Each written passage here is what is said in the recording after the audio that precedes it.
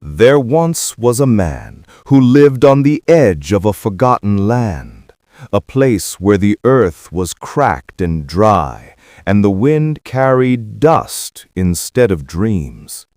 People said nothing could grow there, not even hope.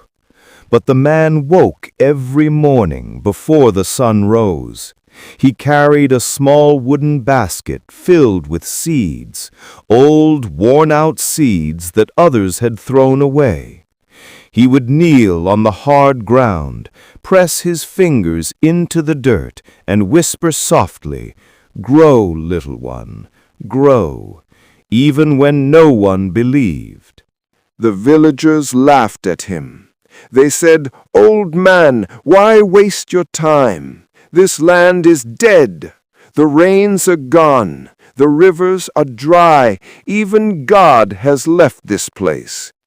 But he only smiled, his eyes gentle and tired, and said, "Maybe the rain is waiting for us to believe again. Maybe the land is only sleeping, waiting for someone to wake it up." Every day he planted more seeds. Some days he could hardly stand. His back ached, his hands bled, and yet he kept going. He planted when the heat burned the sky, and when cold winds cut through his thin coat. He planted when he was hungry and when he was lonely. He planted when there was no reason left to keep planting. He planted hope. At night, he would sit outside his small hut, a flickering lamp beside him, and talk to the stars. He said, "I don't need to see them grow. I just need to know I tried. Maybe one day a child will rest under their shade. Maybe a bird will find a home in their branches. Maybe someone will smile here again." Seasons passed, and still the land stayed dry. The seeds slept quietly under the dust, like tiny hearts waiting for a miracle. The man grew older.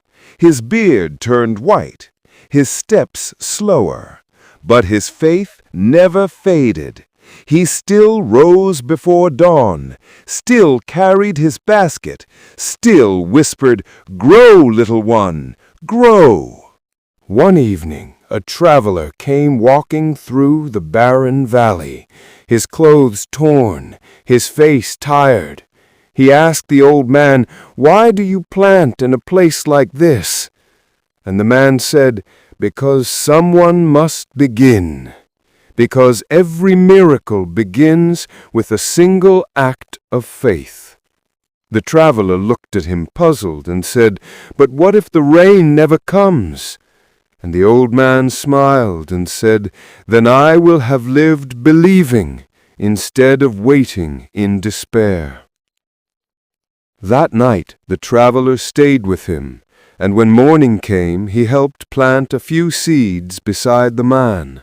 Side by side, under a pale orange sky, they pressed their hands into the earth, and for the first time the traveler felt something stirring, not in the ground, but in his own heart.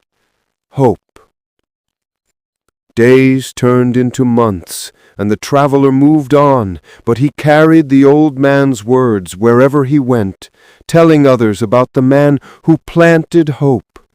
Soon other travelers came. Some brought food, some brought more seeds, and slowly the once silent valley began to echo with new voices, laughter, work, prayer, all because one man had refused to stop believing.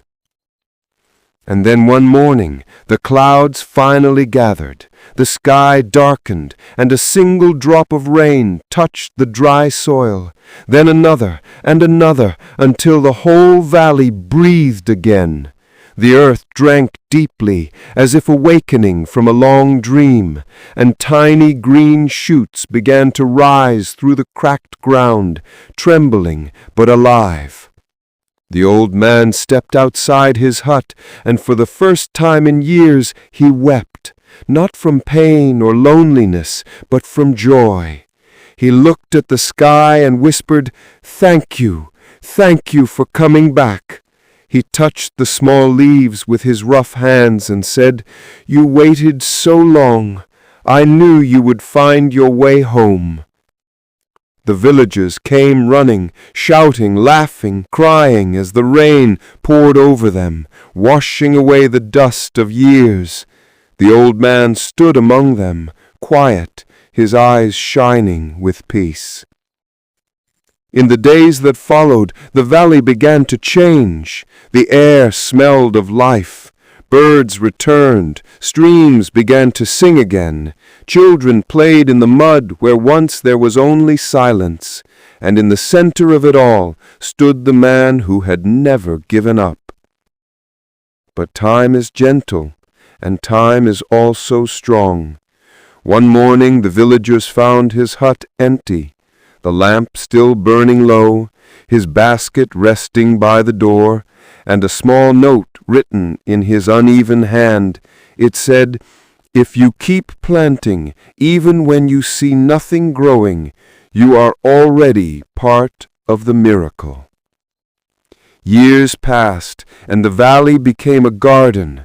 Trees rose tall, their branches wide and strong. Flowers painted the hills golden, red, and blue. And every spring the people gathered around the oldest tree. They called it the Tree of Hope.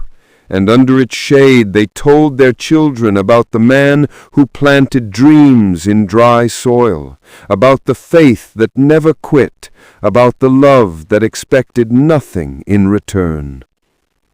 Sometimes when the wind moves through the leaves, it sounds like a whisper, soft and gentle, like the voice of an old man saying, "Grow, little one, grow." And the people smile because they know he is still there, not in body, but in spirit, in every leaf, every root, every seed of kindness planted in faith. And so the valley lives, and so does his story, a reminder that even the smallest act done with love can change the face of the world, that even when everything seems lost, something unseen is always listening, waiting, watching, ready to bloom in its time. Because hope is not planted in the ground. Hope is planted in the heart. And the heart, when watered with faith, can turn the driest desert into a garden.